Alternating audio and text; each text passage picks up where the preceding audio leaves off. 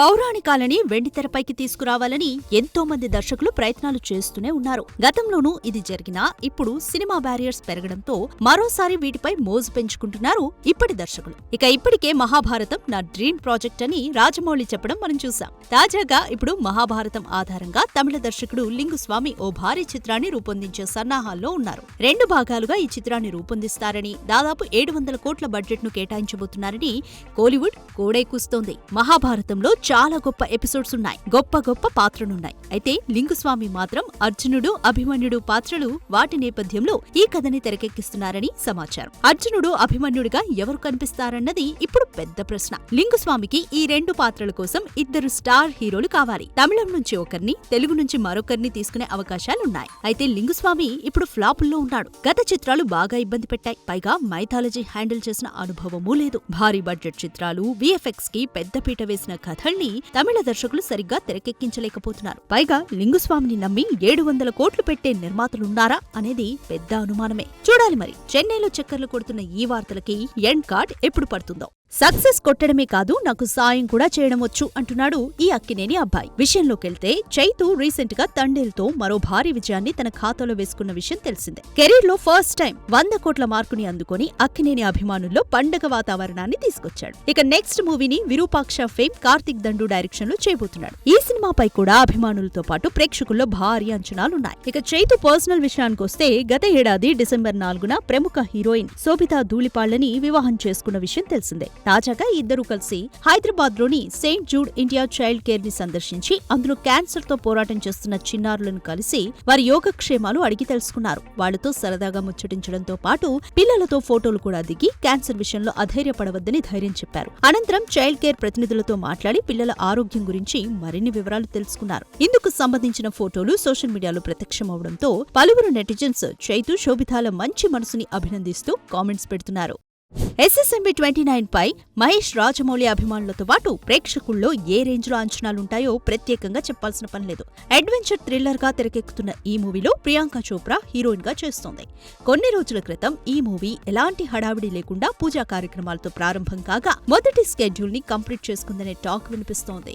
వరుస స్కెడ్యూల్స్ తో బిజీగా ఉన్న ఈ సినిమాపై చిత్ర యూనిట్ ఎప్పుడెప్పుడు అఫీషియల్ గా ప్రకటన చేస్తారా అని అంతా ఆసక్తిగా చూస్తున్నారు. ఈ క్రమంలో SSMB 29 మూవీపై దర్శకుడు రాజమౌళి త్వరలోనే ప్రెస్ మీట్ పెట్టి పలు ఇంట్రెస్టింగ్ విషయాలు వెల్లడించబోతున్నారని తెలుస్తోంది. జక్కన్న తన సినిమాలను ప్రారంభించకముందే ప్రెస్ మీట్ పెడుతుంటాడు. కానీ ఇప్పుడు సినిమా ప్రారంభమైన తర్వాత ప్రెస్ మీట్ పెట్టనున్నట్లు వార్తలొస్తున్నాయి. ఏప్రిల్ నెలలో ఈ ప్రెస్ మీట్ ఉంటుందని సినీ సర్కిల్స్ లో టాక్ వినిపిస్తోంది. దీంతో ఇప్పుడు అందరి చూపులు రాజమౌళి పెట్టబోయే ఈ ప్రెస్ మీట్ పైనే పడింది. చూడాలి మరి, పెట్టే ఈ ప్రెస్ మీట్ లో సినిమా గురించి ఎలాంటి క్రేజీ అప్డేట్స్ ఇస్తాడో మన జక్కన్న.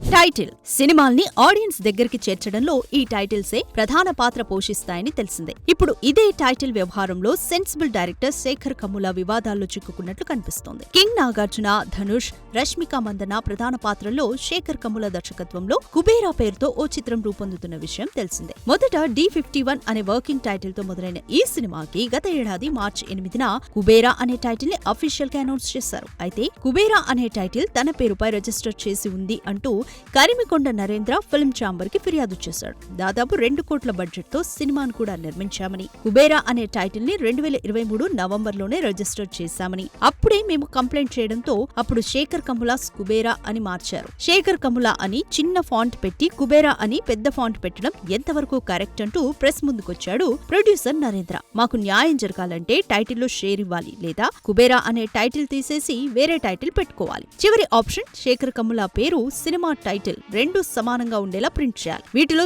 ఏది ఎంపిక చేసుకుంటారో నిర్మాతల ఇష్టం అంటూ తమ డిమాండ్స్ ని శేఖర్ కమ్ములా ముందు ఉంచాడు సదరు నిర్మాత. చూడాలి మరి ఈ టైటిల్ పంచాయతీకి కుబేరా టీం ఎలా ముగింపు పలకనుందో. సినిమా లెంత్ కాస్త పెద్దగైతే చాలు 2 ముక్కలుగా చేసి ఆడియన్స్ ముందు పెట్టేస్తున్నారు మన మూవీ మేకర్స్. ఇప్పుడు మన డార్లింగ్ చేస్తున్న సినిమా కూడా 2 భాగాలుగానే రానుందా అంటే అవుననే సమాధానం వినిపిస్తోంది. విషయంలోకి వెళ్దాం. ప్రభాస్ హీరోగా చేస్తున్న లేటెస్ట్ భారీ చిత్రాల్లో దర్శకుడు మారుతితో చేస్తున్న భారీ చిత్రం ది రాజా సాబ్ కూడా ఒకటి. సాలిడ్ హారర్ కామెడీ ఎంటర్టైనర్ గా మొదలైన ఈ సినిమా మొదట్లో ఒకే పార్ట్గా వస్తుందని, అది కూడా ఏప్రిల్ 10కి రావడం పక్కా అన్న వార్తలు వినిపించాయి. తాజాగా ఈ విషయంపై ఒక ఇంట్రెస్టింగ్ రూమర్స్ బయటకొచ్చింది. రాజా సాబ్ సినిమాకి కూడా సీక్వెల్ ఉంటుంది అని మేకర్స్ త్వరలో అనౌన్స్ చేస్తారన్న టాక్ వచ్చింది. అయితే ఈ సినిమాకి కూడా సీక్వెల్ అవసరం ఉందా? ఇప్పటికే ప్రభాస్ నుంచి చాలా సీక్వెల్స్ ఉన్నాయి. అందులో ఇది కూడా అవసరమా అనే టాక్ లేకపోలేదు. నిజానికి ఇప్పుడు ప్రభాస్ చేస్తున్న అన్ని సినిమాల్లో తక్కువ హైప్ ఉన్న సినిమా ఇదే తమకి కూడా కావాలని టీం అంటున్నారు.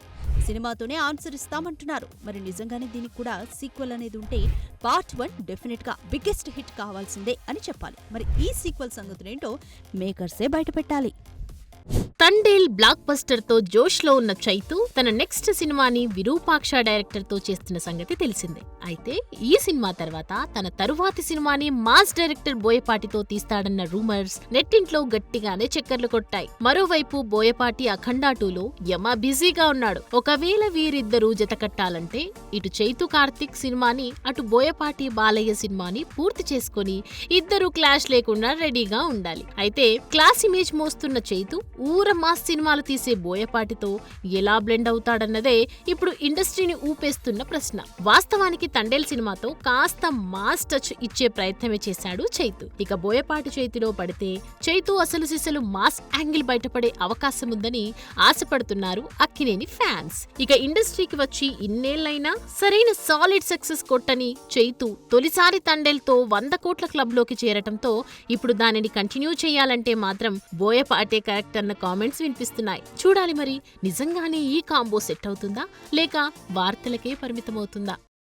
గతంలో సీక్వెల్స్ పెద్దగా ఆడలేదు కానీ ప్రస్తుతం మాత్రం అసలు కంటే ఈ సీక్వెల్సే భారీగా వసూళ్లు కొల్లగొడుతున్నాయి. ఇక పుష్ప 2, స్త్రీ 2 వంటి సినిమాలు ఏకంగా ఇండస్ట్రీ హిట్స్ నే కొట్టాయి. మన తెలుగు ఇండస్ట్రీలో కూడా ప్రేక్షకులను బాగా ప్రభావితం చేసిన సినిమాలకు సీక్వెల్స్ వస్తే ఖచ్చితంగా మంచి బజ్ ఉంటుందని పుష్ప 2, డీజే టిల్లు స్క్వేర్ వంటి సినిమాలు నిరూపించాయి కూడా. ప్రస్తుతం తెరకెక్కుతున్న అఖండ కూడా భారీ వసూళ్లని కొల్లగొట్టడంతో ఇప్పుడు ఈ సినిమాకి సీక్వెల్ ని ప్లాన్ చేశాడు నటసింహం బాలయ్య. గత 20 రోజుల నుంచి అన్నపూర్ణ స్టూడియోస్ లో నాన్ స్టాప్ గా రెగ్యులర్ షూటింగ్ జరుగుతుండగా దసరా కానుకగా సెప్టెంబర్ 25న ఈ సినిమాను ఎట్టి పరిస్థితుల్లో విడుదల చేయాలని ఆలోచనలో ఉన్నారట మేకర్స్. అయితే అదే రోజున పాన్ ఇండియా హీరో ప్రభాస్ నటిస్తున్న తాజా మూవీ రాజా సాబ్ కూడా విడుదల కాబోతున్న వార్తలు ఇప్పుడు సోషల్ మీడియాని షేక్ చేస్తున్నాయి. అయితే రాజా సాబ్ సినిమాకి అఖండ 2కి ఉన్నంత క్రేజ్ లేదు అనేది వాస్తవం. ప్రభాస్ అభిమానులు కూడా ఇది ఒప్పుకోవాలి. అన్ని వర్గాల ప్రేక్షకులు తాము మొదటగా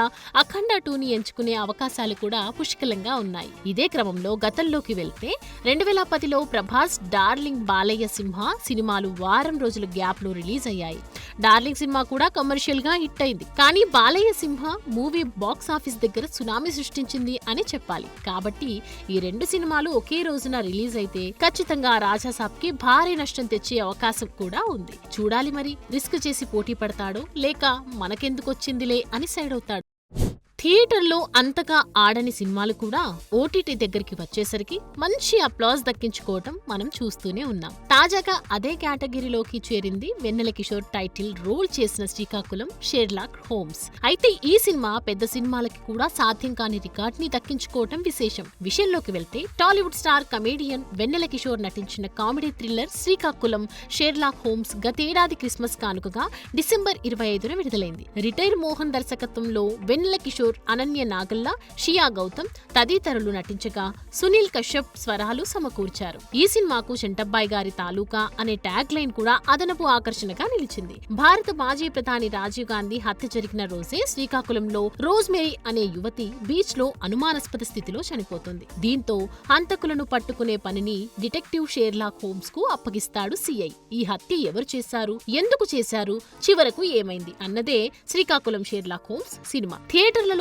ఆశించిన స్థాయిలో ఆకట్టుకోకపోవడంతో ఈ సినిమా మొదటగా ఈటీవీ విన్ లో స్ట్రీమింగ్ కు వచ్చింది. తాజాగా అమెజాన్ ప్రైమ్ ద్వారా ఓటీటీ ప్రేక్షకుల ముందుకు వచ్చిన ఈ సినిమా అనూహ్యంగా ఓటీటీ లవర్స్ కి బాగా నచ్చేసింది. అమెజాన్ ప్రైమ్ లో ప్రపంచవ్యాప్తంగా టాప్ ట్రెండింగ్ లో ఉన్న సినిమాల్లో శ్రీకాకుళం షెర్లాక్ హోమ్స్ 6వ స్థానంలో నిలిచి షాక్ ఇచ్చింది. దీంతో స్టార్లు, సూపర్ స్టార్లకే లేని రికార్డును వెన్నెల కిషోర్ సాధించాడంటూ ప్రశ్నిస్తున్నారు నెటిజన్.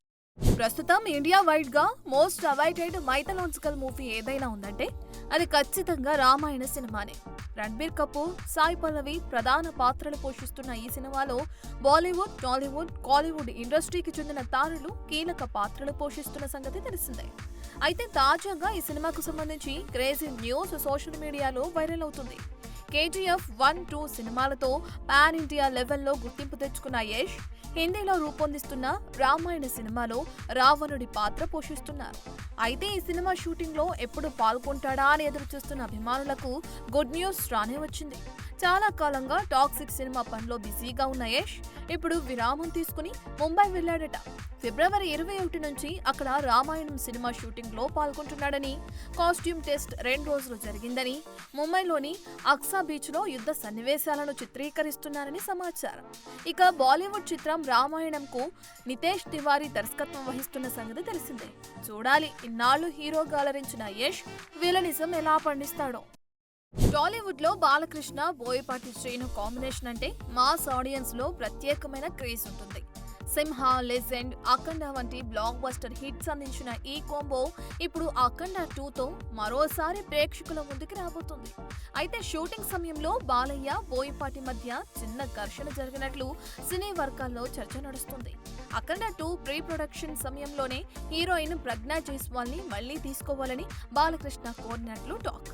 కానీ ప్రజ్ఞ తన రెమ్యూనరేషన్ గట్టిగా పెంచడంతో బోయపాటి ఆమెను పక్కన పెట్టి ఆమె క్యారెక్టర్ ను చనిపోయినట్లు కథలో మార్పులు చేశారట. మరో హీరో సంయుక్త మీనన్ను ఫైనల్ చేశారని తెలుస్తుంది. ఈ విషయం బాలయ్యకు ముందుగా తెలియకపోవడంతో ఒక కీలక సీన్ షూట్ చేస్తున్నప్పుడు ప్రజ్ఞ ఫోటో లేకపోవడం ఆయనకు ఆగ్రహం తెప్పించినట్లు తెలుస్తుంది. ఈ ఘటనతో బాలయ్య తీరుపై కొంతమంది అసహనంగా అనుకుంటున్నప్పటికీ బాలయ్య తన సినిమాలపై ఎంత ఫోకస్ పెట్టారో స్పష్టమవుతుంది. అంతేకాకుండా సినిమాలో విలన్ పాత్ర కోసం సంజయ్ దత్ ను తీసుకోవాలని బోయపాటి ముందుగా ఆలోచించి ఆ తర్వాత ఆ ఐడియా పక్కన పెట్టినట్లు తెలుస్తుంది. అయితే ఏ నిర్ణయం ఎందుకు మార్చారని అడిగి స్వయంగా సంజయ్ దత్ కు ఫోన్ చేసి డేట్స్ కన్ఫర్మ్ చేసుకున్నారట మన బాలయ్య.